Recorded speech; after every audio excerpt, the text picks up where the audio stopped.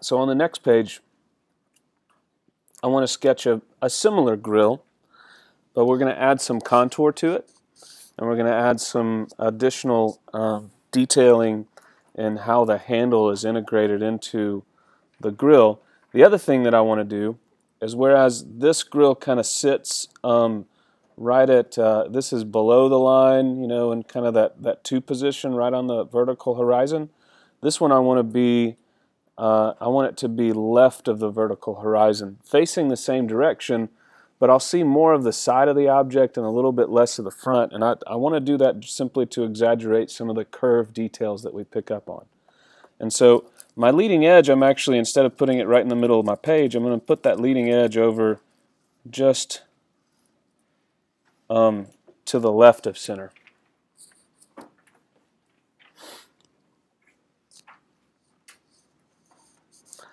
And if I look at the left side, I can start to match some of the proportions and the height. So I'm just pulling this line, this point, over to the left. There's the height there. Here's the height coming here.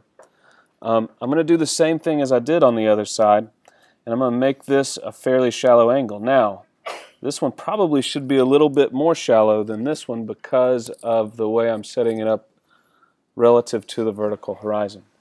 And then this angle should be just a little bit more of an angle coming back this way. And I'll see that exaggerated down here on the bottom. In that this is still, again, I'm going to pick up on some convergence, but it's not going to be quite as much of an angle as I've got over here. And this one will be more of an angle. So a lot of those same rules that we talked about related to cubes, I'm setting this drawing up in the same way. And so now I want to establish the width of the grill. And again, I'm thinking 3-point perspective, so I need to have some convergence over here. I kept this line, or at least I tried to keep that line vertical.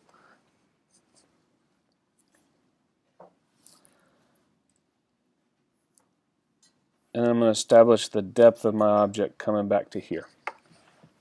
So not as much convergence going towards the left vanishing point, towards the right vanishing point, more going towards the left. So I just set up that overall rectangular component.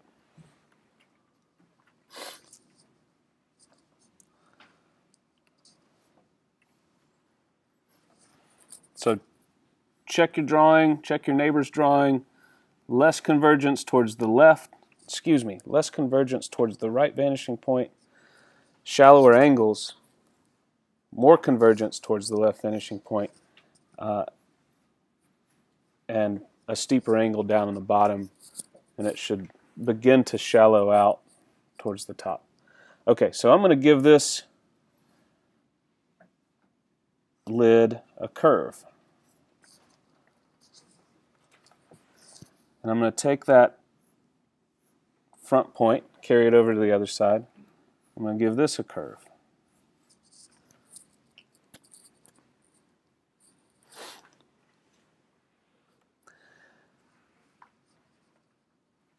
And the other thing that I want to do, I'm going to find the center of this object here on the front. Simply from foreshortening, it should be, that back side should be a little bit smaller than the front side, but I probably put a little too much in there. And now I want to bring, just like we did with some of the curved objects, I'm going to add some curve to the front of this. So I'm going to bring that center point out to there. And so I want the front of this object to be curved. Now, that curve should accelerate going in which direction? Remember, there's a couple of things I want to think about. I want to come through that point tangent to a line going towards that left vanishing point. Same thing here. But I also want to make sure that this curve accelerates as it goes towards the back. So as I'm sketching this curve, I'm going to introduce a little bit more. It's such a subtle detail. It doesn't stand out. This curve does the same thing.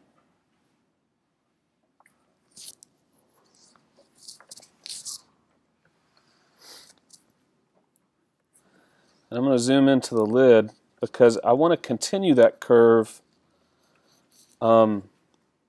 really on the top of this object too. So I'm going to come up to the top surface here. I'm going to find that midpoint.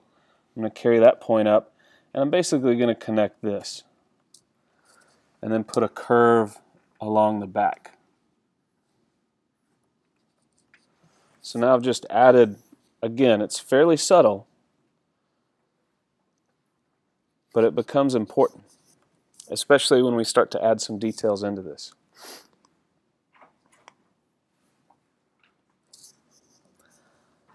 Let me establish a height of this lid.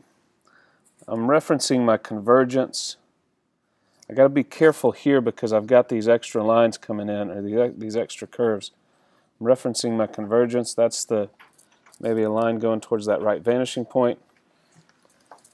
I'm going to carry this down. Now here's where, starting to, when you get more practiced at this, you don't necessarily have to draw that straight line in there. You can basically just reference this curve and put in another curve that's a little bit lower, like so.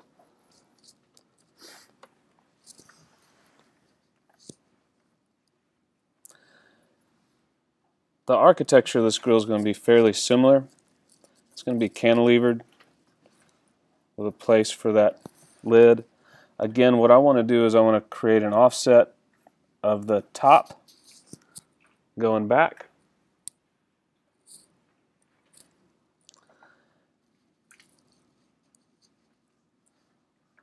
Here's my base. Here's where this one, seeing this convergence and this line going towards the left vanishing point is a little bit more difficult. So I'm referencing this. It's not far from that. Carry that back. Maybe a question would be, would I see this back corner back here? So let me construct. That's going back towards that point. That's coming over like that. They hit. I won't see that back corner back there.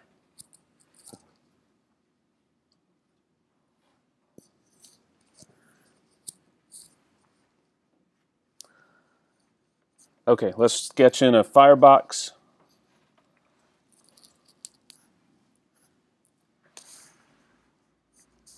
And we're going to integrate our handle on this design.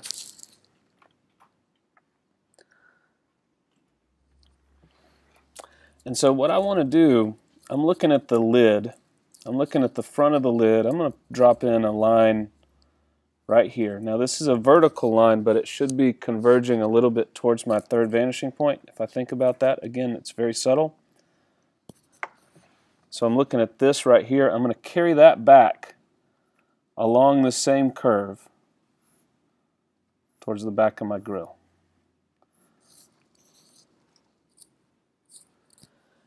And then I want to translate that and mirror it to the other side. And I'm not going to use all those fancy mirroring techniques, but I can apply some of the things that we've talked about over the last couple of days.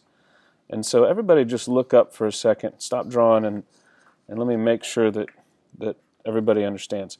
So right now I'm looking basically at this. I'm looking at this front surface. One thing I could do is I could carry that point towards the left vanishing point over like that.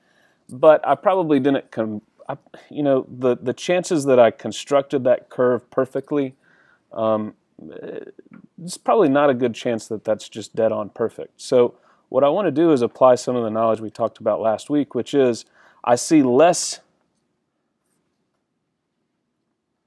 of this than what I'm going to see back here. And in fact, this curve is I'm going to see very little of this mirrored surface on this back side.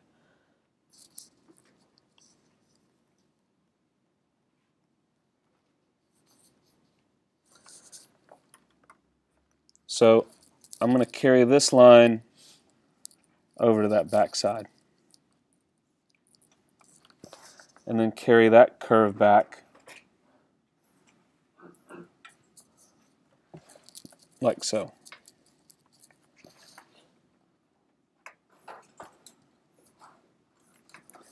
Does everybody understand the rationale for that construction?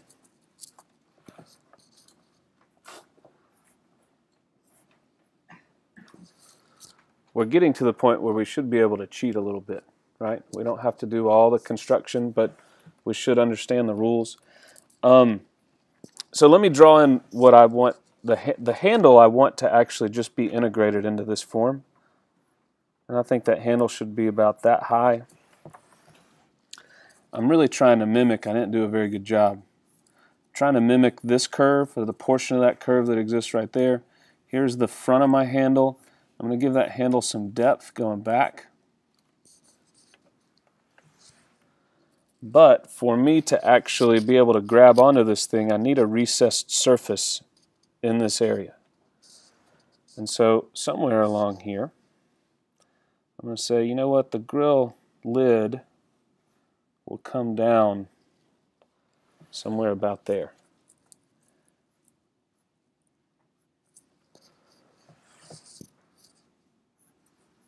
And this again is where I can use, again everybody look real quick, this is where I can use those section lines, even though I've got some extra construction in here, I can use these section lines to help me figure out that there's a step in this grill in between the handle and this front surface of that lid.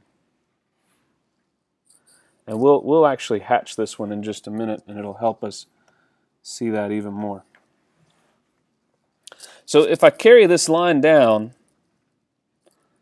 that's the front of that lid, it's going to come out to here, come down to there, and now I'm going to put a recess below my handle.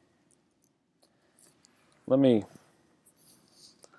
zoom out so that I can see my convergence a little bit better. I'm just going to draw in that curve, thinking about the convergence.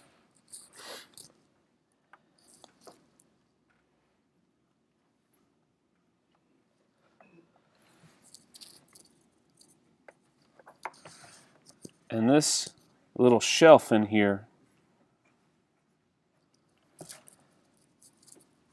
is just an angled shelf going back.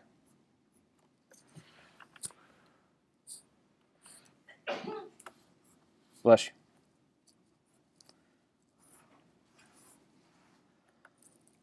So I'm going to begin to darken some of this in so you guys can see it. I do want you to go back over this with some tools.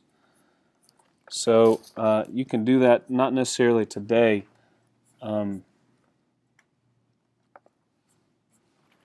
But as you do, and if you use a French curve on this, remember to think about how that French curve is accelerating. Like on this down here at the bottom, it's going to be accelerating as it goes further away from us.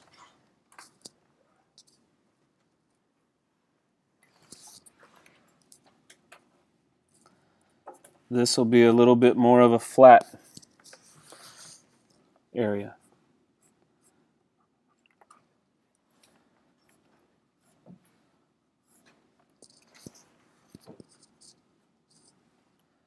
What I didn't, let's see, I guess this will just roll.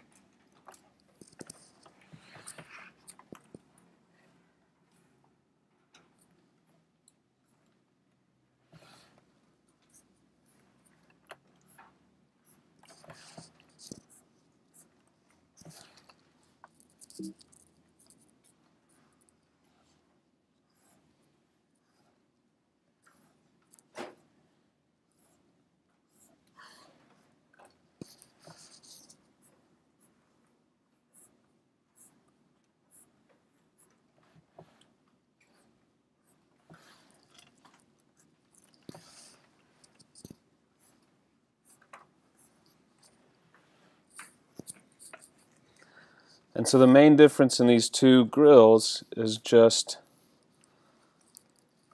well, the handle integration and then the way that this is curving. And if I was to put an emblem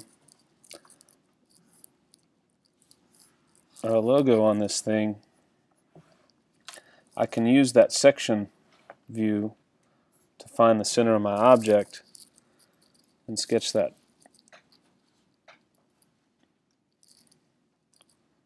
That logo in there. Let's put a little thermometer on the top.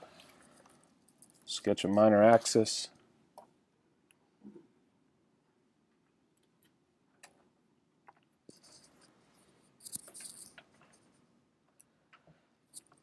And if you look at my drawing, it's still fairly muddy. And so I want you to look at it now. And I'm going to apply just some hatching going towards the right side. So on the right faces.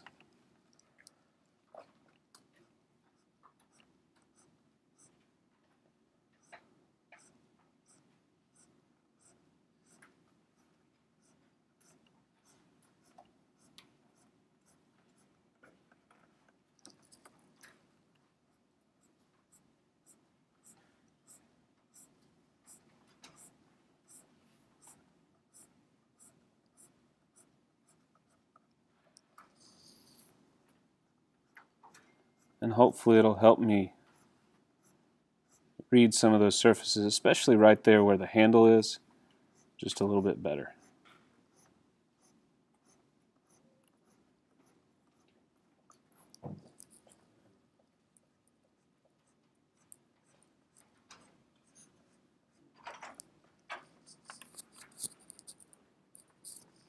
And it just reads better. And so, just like with the last one, what I ask that you would do is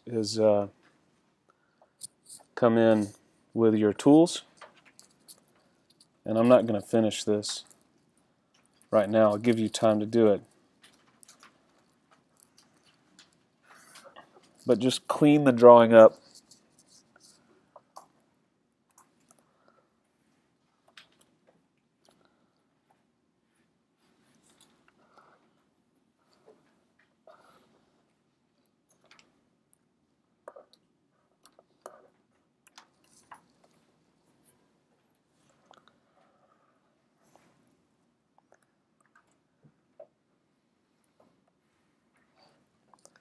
With your tools.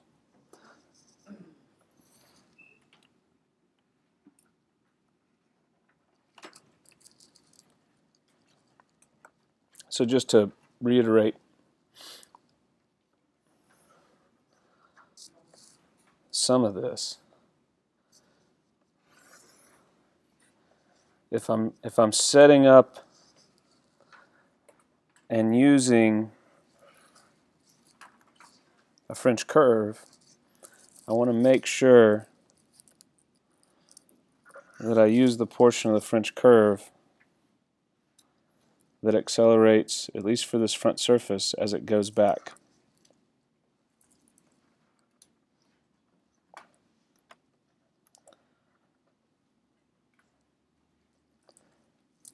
Just a little bit smaller.